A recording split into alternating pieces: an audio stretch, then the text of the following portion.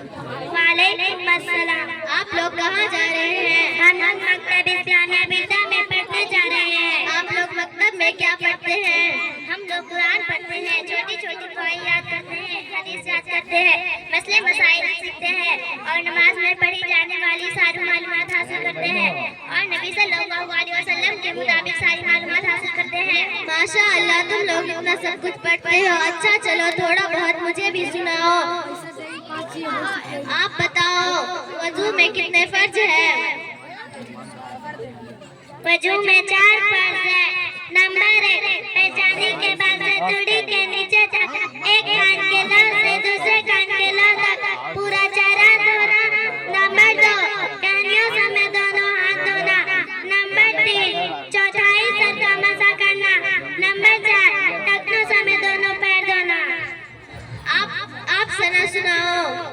सना सुब्हानकल्लाहुम्मा बिहम्दिका व तबारक अस्मुका व तआला जद्दुका ला इलाहा गैरुक। आप कलमा तय्यबा सुनाओ।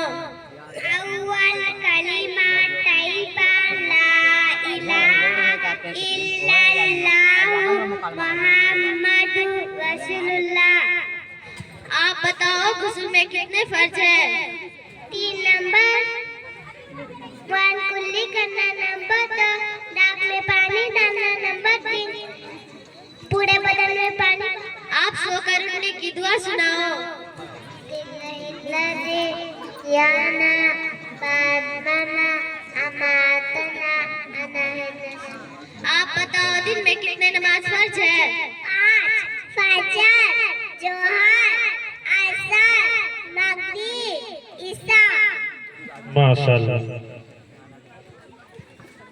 हम इस मदरसे में 1 घंटे रहते हैं, बाकी टाइम हम स्कूल और ट्यूशन में रहते हैं।